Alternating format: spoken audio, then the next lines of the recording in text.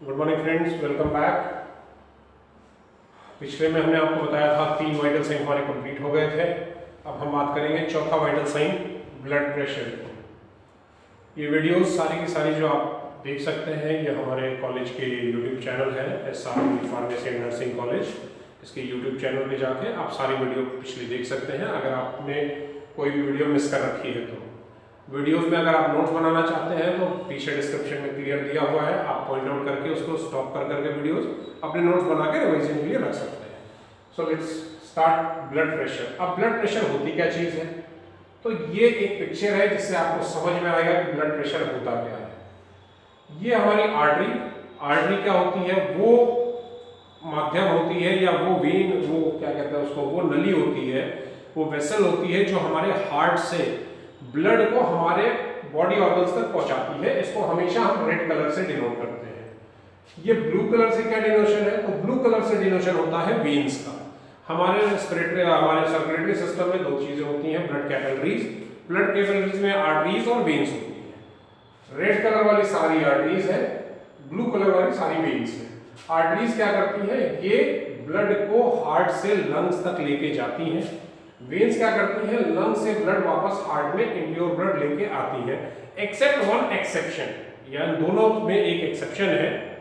ये आपको जब सर्कुलेटरी सिस्टम पढ़ाएंगे तो बताएंगे कि ऐसी कौन सी आर्टरी है और ऐसी कौन सी वेन है जो अपना उल्टा काम करती है। जैसे आर्टरी का काम है ऑक्सीजनेटेड ब्लड को लेके जाना, वेन्स का काम है डीऑक्सीजनेटेड ब्लड को लेके जाना।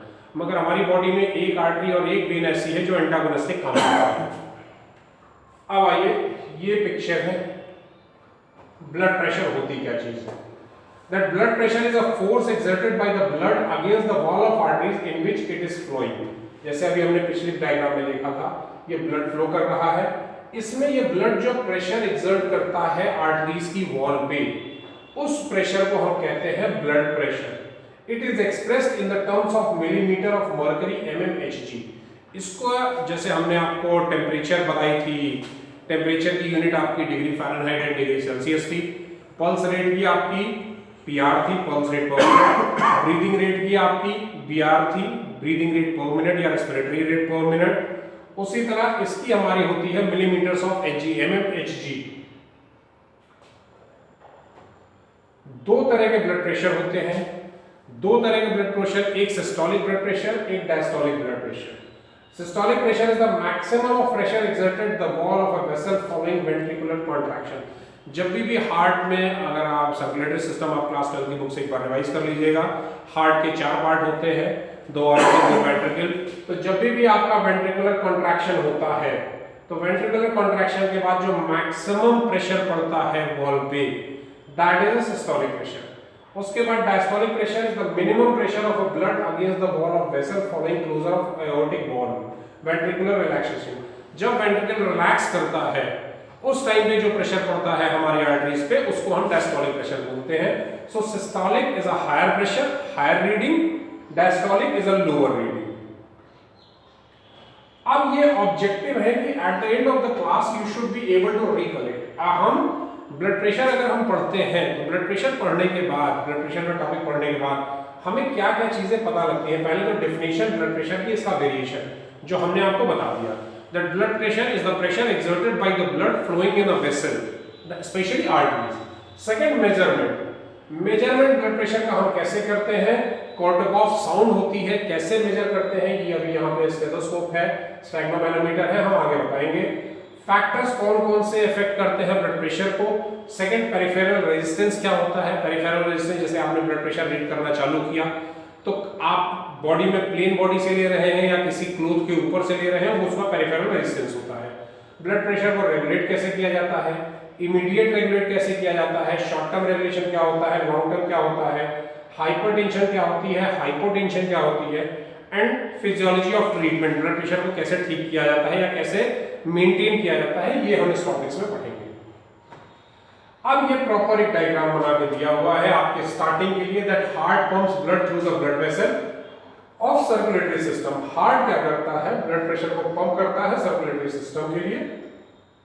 वेन्स, आर्टरी, जैसे हमने बताया था अभी, ब्लू से वेन्स, रेड से artery. Artery with a large abdominal Sairam है, यहाँ पे ब्लड फ्लो नहीं कर पाता है। नॉर्मल आर्टरी में ब्लड फ्लो करता है। Blood pressure is the pressure of exerted by the artery wall by circulating blood. People with high blood pressure are said to have a hypertension. जिनका blood pressure high होता है उनको हम कहते हैं ये हाइपरटेंशन के पेशेंट हैं। जिनका ब्लड प्रेशर कम होता है, people who have low blood pressure are said to have a hypotension, उनको हम हाइपोटेंशन कहते हैं। बट हाइपरटेंशन भी सिर्फ एक बार की रीडिंग से नहीं आता है। हाइपरटेंशन का पेशेंट बताने के लिए हमको मिनिमम 3 रीडिंग लेनी पड़ती है ब्लड प्रेशर की एट अ रेगुलर इंटरवल। कैसे, अभी हम आगे बताएंगे। एक चार्ट दे रखा है। अगर ब्लड प्रेशर किसी का सिस्टोलिक ब्लड प्रेशर 120 या डायस्टोलिक ब्लड प्रेशर 80 है तो उसको हम नॉर्मल बोलेंगे, it less than. Pre hypertension अगर 120 to 40 या 80 to 90 है तो उसको हम प्री हाइपरटेंशन बोलते हैं। High blood pressure stage 1 140 to 159 and 90 to 99। High blood pressure stage 2 160 to higher 100 to higher.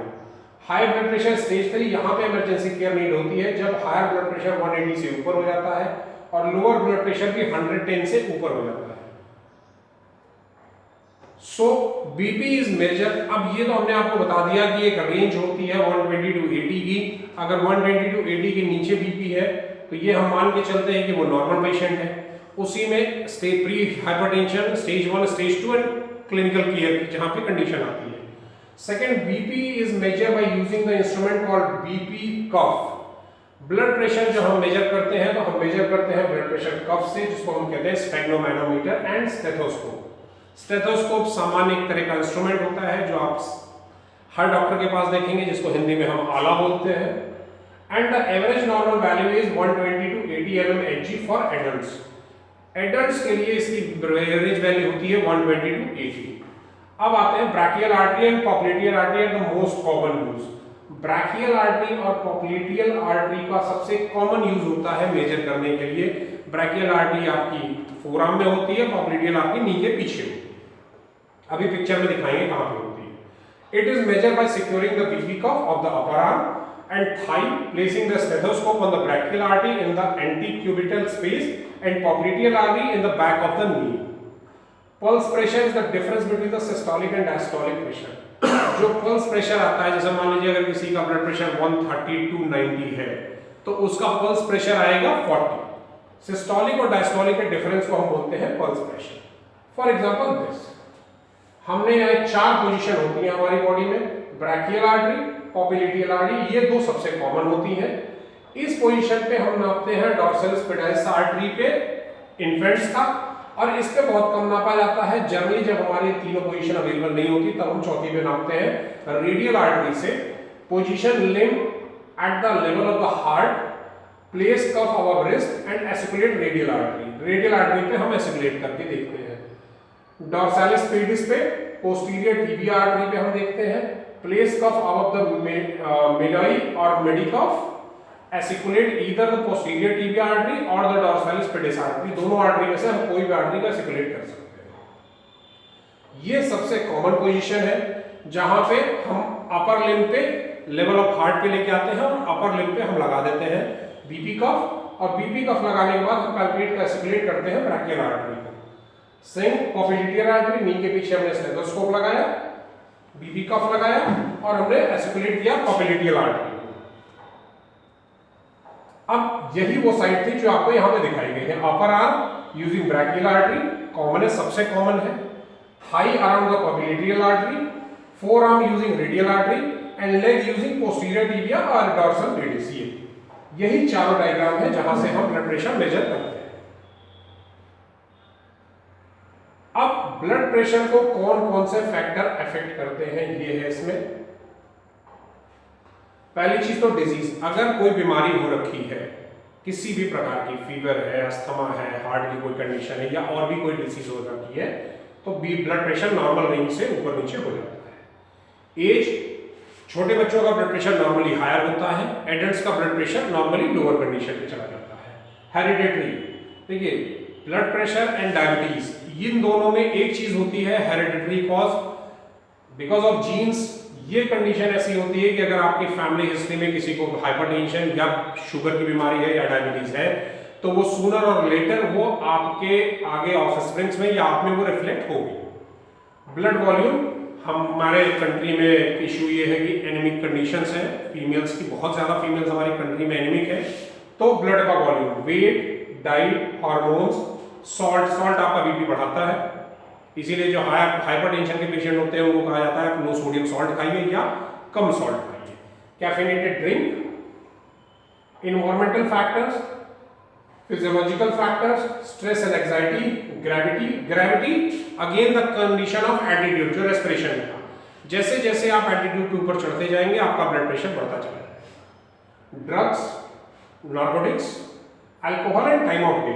Time of day मतलब कभी आप काम कर रहे हैं, आप स्ट्रेस में हैं तो आपका बीपी बढ़ेगा, जब आप नॉर्मल हैं, शांत हैं, सोए हुए हैं तो आपका बीपी नॉर्मल रेंज में रहता है। अब आइए हाइपरटेंशन कहते किस चीज को है? A persistent high BP measured for greater than 3 times is called hypertension and that is persistently less than normal range is called hypotension। जब हमने एक पेशेंट का बीपी मेजर किया, उसके बाद उस पेशेंट का 4-6 घंटे बाद फिर से बीपी मेजर किया, फिर अगेन 4-6 घंटे बाद एक रेगुलर इंटरवल पे हमने उस पेशेंट का बीपी मेजर किया। अगर परसिस्टेंटली 3 मेजरमेंट में उसका बीपी हायर साइड पे आता है तब हम कहते हैं कि वो हाइपरटेंशन का मरीज है। सेम एज द केस अगर लोअर साइड में आता है तो हम कहते हैं हाइपोटेंशन का मरीज है। Because of many factors influencing blood pressure as a single measurement is not necessarily significant to confirm hypertension. जैसा कि मैंने पिछले स्लाइड में आपको बताया कि ब्लड प्रेशर को कई फैक्टर्स अफेक्ट करते हैं, तो ऐसी कंडीशन में आप सिंगल मेजरमेंट से नहीं कह सकते कि पेशेंट हाइपर कंडीशन का मरीज है या हाइपो कंडीशन का मरीज है।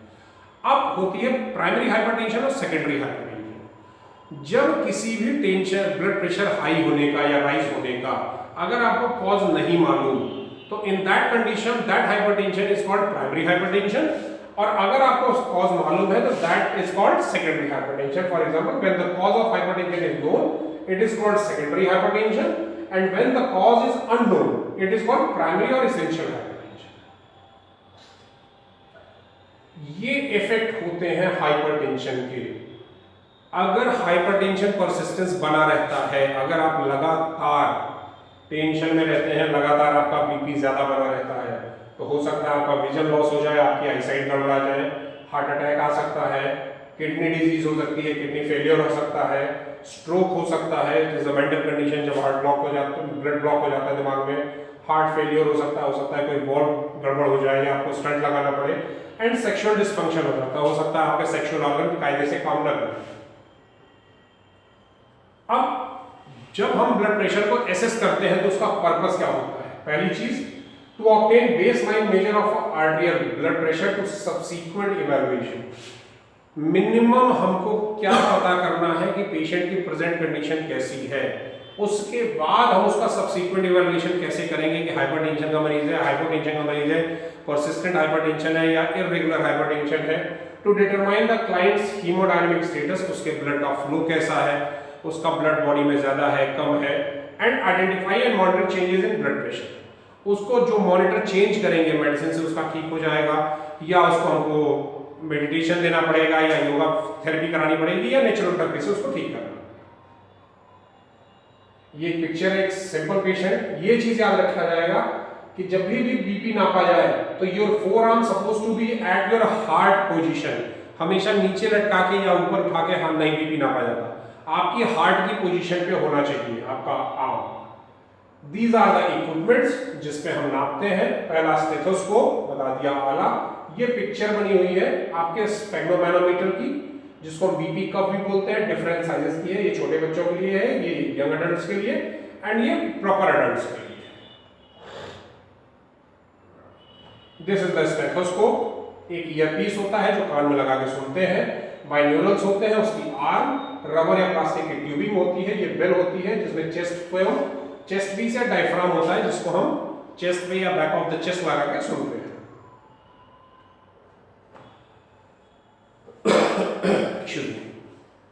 Explain the procedure to the patient and remove any light cloth from the patient। अब जो हमने अभी आपको बताया पेरिफेरल रेजिस्टेंस, जो भी पिछला आया था पेरिफेरल रेजिस्टेंस, वो यही होता है। कभी कभी होता है क्या है कि हम कपड़े के ऊपर से बीपी कफ लगा के और ब्लड प्रेशर लेने लगते हैं, तो वो थोड़ा सा हिंड्रेंस पैदा करता है। अगर किसी पेशेंट के आर्म पे लाइट क्लॉथ है तो उसको हमको हटा देना चाहिए। Make sure that client has not smoked और ingested caffeine within 30 minutes prior to the measurement. अगर आप किसी का बीपी लेने जा रहे हैं तो उससे पूछ लीजिए भैया कोई दवाई तो नहीं खाई, स्मोक तो नहीं किया, या कोई कैफिनेटेड ड्रिंक तो नहीं ली, चाय कॉफी सोडा वाटर, इस तरह की चीजें तो आपने नहीं पी हैं। दूसरी position, the patient on line sitting और standing, but always ensure that the sphygmomanometer is at the level of heart with the arm supported and the palm facing upward. ये सिस्टम सबसे वो होता है कि जो भी पेशेंट है, बंदा है, वो बैठा है, खड़ा है, लेटा है, उससे मतलब नहीं है। मतलब सिर्फ इतने से है कि जब भी आप स्फेग्नोमैनोमीटर प्लेस कर रहे हैं वो आर्म हार्ट के लेवल पे होना चाहिए, आर्म सपोर्ट होना चाहिए और पाम अपवर्ड होनी चाहिए, पाम डाउनवर्ड नहीं होनी चाहिए, हथेली ऊपर आसमान की तरफ होनी चाहिए। उसके बाद कफ को अप्लाई कर दीजिए। 2.5 सेंटीमीटर एंटीक्यूबिटल स्पेस या फोसा में लेवल ऑफ हार्ट तक जाएगा वो 0.8 mmHg तक। फिर रेडियल पल्स को पैल्पेट करना चालू करिए, उसको दबाना चालू करिए and inflate the cuff until the radial pulse can no longer be felt. This provide the estimation of systolic pressure. जब आप पैल्पेट करते चले जाएंगे एक कंडीशन आएगी जब आपका स्टेथोस्कोप में कुछ सुनाई देना बंद हो जाएगा। जैसे ही सुनाई देना बंद होता है एट दैट रीडिंग उसको हम बोलते हैं सिस्टोलिक प्रेशर की रीडिंग है। उसके बाद अब इन्फ्लेट करिए कफ को 30 mmHg हायर देन तक एंड देन पैल्पेट करिए brachial artery, place the bell of stethoscope over the side. Same thing deflate करिए 2 से 4 mmHg पर सेकंड के हिसाब से। उसके बाद जैसे ही आपको पहली पल्स सुनाई दे that is your diastolic pressure. The first pulse heard in the systolic reading continue to deflate until it is a change in the tone to muff beat. This is a diastolic reading. तो आप जैसे ही palpate करते जाते हैं, जब ज्यादा palpate कर देते हैं, हायर लेवल पे आते हैं तो आपको रीडिंग सुनना बंद हो जाती है, उसको हम बोलते हैं सिस्टोलिक रीडिंग। 2 से 4 mmHg पे जब आप डिफ्लेट करते आते हैं, नीचे की तरफ आते हैं, एक लेवल पे आता है आपको मफ बीट सुनाई देती है, उसको हम बोलते हैं डायस्टोलिक। देन डिफ्लेट और कर दिए और रिमूव कर दीजिए कफ को, रीड कर लीजिए, रीडिंग को नोट कर लीजिए, रिपोर्ट अगर जो उसकी वाइटल साइन की रिपोर्ट्स होती हैं वहां रिपोर्ट पे एंटर कर दीजिए, ईयर प्लस स्टेथोस्कोप को क्लीन कर लीजिए। That is a basic. ये हमारे 4 के 4 वाइटल साइन थे। पहला टेम्परेचर, दूसरा पल्स, तीसरा रेस्पिरेशन और चौथा ब्लड प्रेशर। चारों वाइटल साइन हमने कंप्लीट कर दिए हैं। आप वीडियो को रिवाइंड करके अगर ना समझ में आ रहा हो तो देख सकते हैं उसको। एंड एट एनी कंडीशन अगर आपको चीजें ना समझ में आए तो नीचे कमेंट बॉक्स में आप क्वेश्चन पढ़ सकते हैं। Again on message to be aware with the corona new variant. Thank you so much.